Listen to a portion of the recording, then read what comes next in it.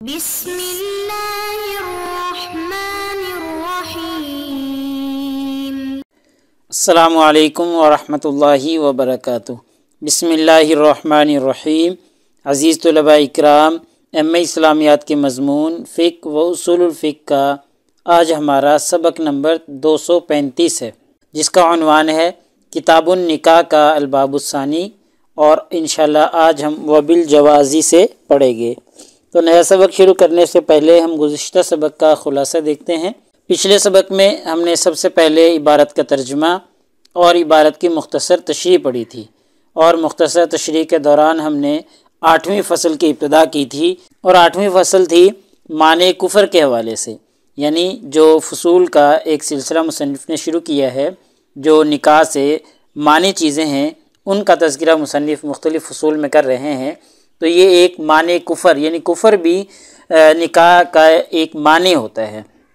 مسلمانوں کے لیے کافرہ عورتوں سے نکاح کرنا جائز نہیں ہے، تو یہ معنی کفر کے بارے میں 8ویں فصل تھی، اور اس میں چونکہ فقہا کا اختلاف تھا تو ہم نے اختلاف کی وضاحت کی تھی، اور ایسے ہی پھر ہم نے اختلاف کا سبب بھی جاننے کی کوشش کی تھی کہ فقہا کا جو یہ اختلاف واقع ہوا ہے معنی کفر کے حوالے سے، اس کا اصل سبب اور اصل محرک کیا ہے۔ ایسے ہی آخر میں جمہور کا جو مسلک تھا ممانعات کا، وہ ہم نے پڑھا تھا کہ جمہور فقہا کے نزدیک جو باندی ہے اور وثنیہ ہے، یعنی بت پرست ہے، اس سے نکاح نہیں ہو سکتا۔ یہ جمہور کا مسلک تھا، اس کا تذکرہ ہم کر چکے ہیں۔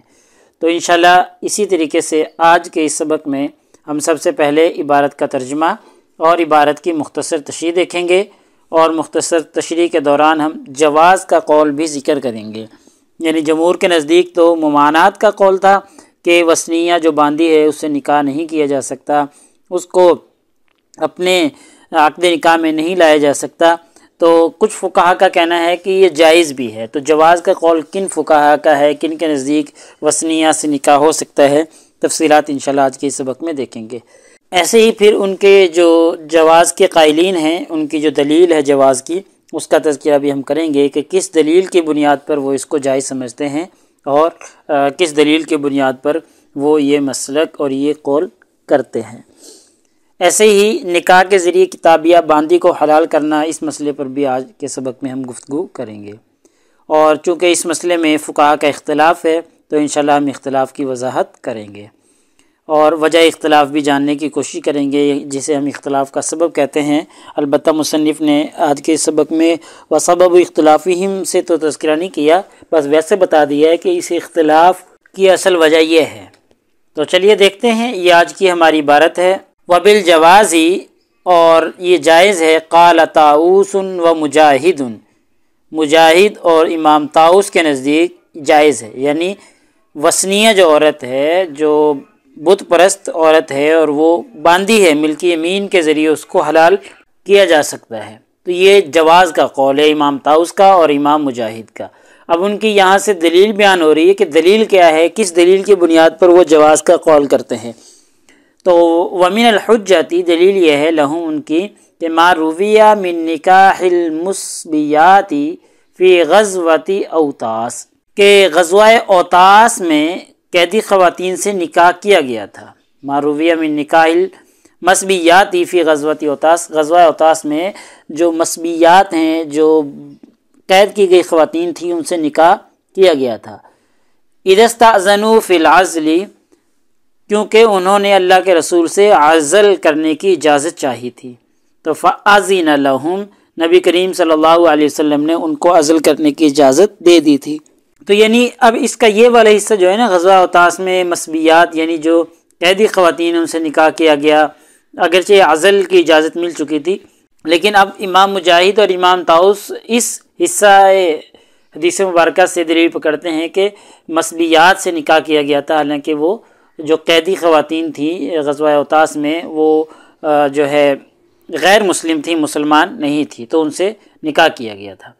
تو انما صار الجمہور لجواز نکاح الکتابیات الاحرار بالعقد، اور جمہور فقہا جو ہیں، یہاں تک یہ مسئلہ پورا ہو گیا، اب ایک نیا مسئلہ شروع ہونے لگا ہے، یہاں تک یہ پچھلا مسئلہ پورا ہو گیا ہے۔ وانما صار الجمہور، جمہور فقہا اس طرف گئے ہیں، لجواز نکاح الکتابیات الاحرار بالعقد، آزاد کتابیہ عورت کے نکاح کو جائز قرار دیتے ہیں بالعقدی، عقد کے ذریعے، یعنی جو عقد کرنا ہے یہ ضروری ہے یہ جمہور کے نزدیک. یعنی اگر کوئی کتابیہ عورت ہے، آزاد ہے، اگرچہ غیر مسلم ہے لیکن کتابیہ ہے، تو اس سے کوئی نکاح کرنا چاہے تو اس کے لیے عقد کرنا ضروری ہے. عقد نکاح جو ہے یہ جمہور فقہا اس طرف گئے ہیں. کیوں ایسا کیوں کہتے ہیں جمہور فقہا؟ لأن الاصل بناء الخصوص علی العموم، کیونکہ اصول یہ ہے، ان الاصل اصول یہ ہے، اصل یہ ہے کہ خصوص کی بنیاد عموم پر رکھی جاتی ہے، خصوص کی بنیاد عموم پر رکھی جاتی ہے. اعنی مصنف مزید وضاحت کر رہے ہیں کہ ان قولہ تعالی، کہ مصنف کہہ رہے ہیں کہ کیسے خصوص کی بنیاد عموم پر رکھی جا رہی ہے، کہ اللہ تعالیٰ کا جو یہ فرمان ہے والمحصنات من الذین اوتوا الکتاب، کہ اور ان قوموں کی محفوظ عورتیں بھی تمہارے لیے حلال ہیں جن کو تم سے پہلے کتاب دی گئی، یعنی جن کو کتاب ملی ہے، کتابیہ جو عورتیں ہیں ان کی عورتیں بھی تمہارے لیے حلال ہے. اللہ تعالیٰ کہہ رہے ہیں وہ خصوص، یہ خصوص ہے، یہ خاص ہے، ٹھیک ہے. اور اللہ تعالیٰ کا جو یہ فرمان ہے وَلَا تَنْكِحُوا الْمُشْرِكَاتِ حَتَّى يُؤْمِنْ، کہ مشرکہ عورتوں سے نکاح نہ کرو یہاں تک کہ وہ مومن ہو جائیں، ایمان لے آئیں. ہوا عموم، یہ عام ہے، ٹھیک ہے، یعنی یہ عام ہے یہ والی آیت مبارکہ، اور یہ خاص ہے. اور اصول کیا ہے کہ خاص کی بنیاد عام پر رکھی جاتی ہے. تو فَاسْتَثْنَى الْجَمْهُورُ الْخُصُوصَ مِنَ الْعُمُومِ، تو لہٰذا جمہور فقہا نے عموم سے خصوص کو مستثنا قرار دے دیا، یعنی عام سے خاص کو مستثنا کیا ہے. تو اس لیے یہ حکم انہوں نے کہا ہے، یہ بات کہی ہے کہ جی عقد نکاح ہونا ضروری ہے. یہ دیکھیں نا ترجمے میں بھی جمہور نے خاص کو عام سے مستثنا کیا ہے، ٹھیک ہے، جمہور نے خاص کو عام سے مستثنا کیا. ومن ذهب الى تحریم ذالک، اور جن فقہا نے اس کے حرام ہونے کا قول کیا ہے، یا جو فقہا اس کی حرمت کی طرف گئے ہیں کہ یہ حرام ہے نکاح کرنا، تو جعل العام ناسخا للخاص، تو ان کی دلیل کیا ہے، انہوں نے کس وجہ سے یہ قول کیا ہے کہ انہوں نے عام کو ناسخ بنایا ہے خاص کے لیے، عام ناسخ ہے خاص کے لیے.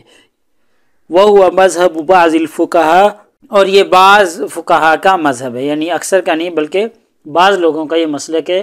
عمومی طور پہ یہی مسلک ہے جی عقد نکاح کا ہونا ضروری ہے، عقد نکاح کا پایا جانا ضروری ہے اگرچہ کتابی احرار سے نکاح کیا جا رہا ہو.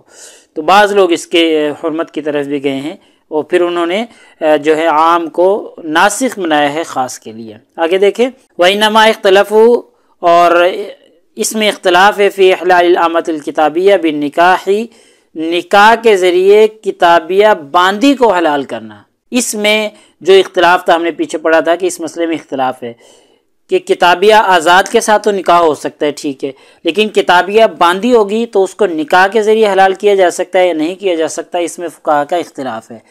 کیوں اختلاف کس وجہ سے ہوا ہے؟ لمعارضۃ العموم فی ذلک القیاس، قیاس کا اور عموم کا آپس میں تعارض ہے، ٹھیک ہے، یعنی جو پیچھے عموم تھا، عموم کا اور قیاس کا تعارض ہے. اس وجہ سے فقہا کے درمیان میں کتابیہ باندی کے نکاح کے بارے میں، کتابیہ باندی کے نکاح کے بارے میں اختلاف ہو گیا ہے.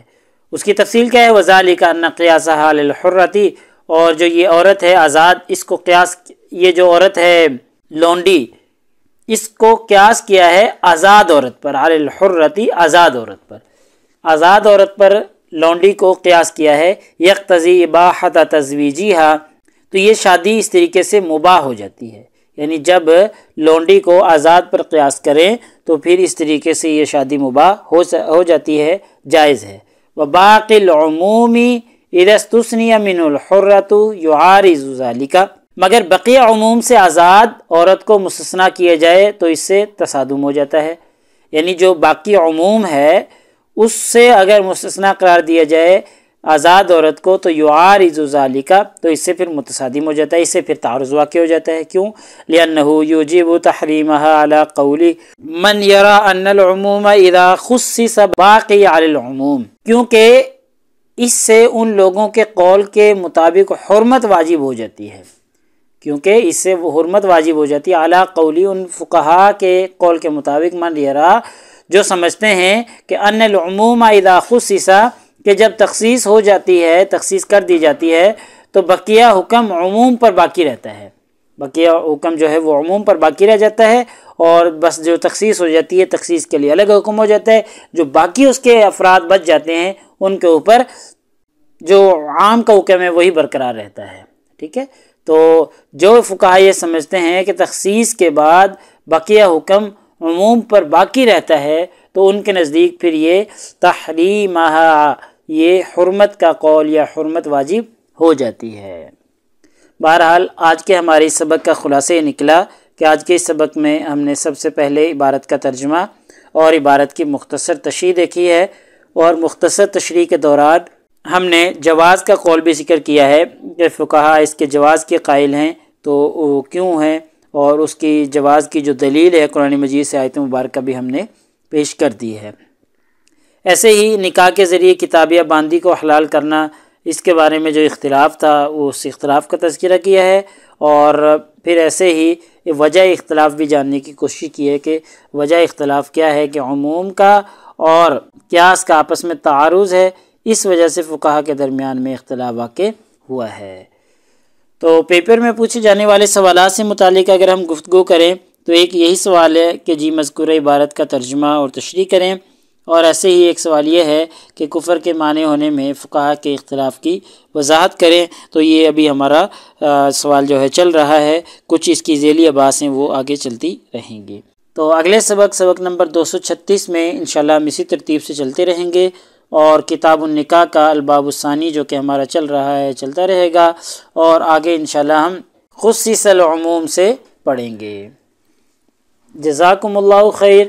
السلام علیکم ورحمۃ اللہ وبرکاتہ۔ اللہ پاک آپ سب لوگوں کا حامی و ناصر ہو۔ اگلے سبق تک اجازت چاہتا ہوں۔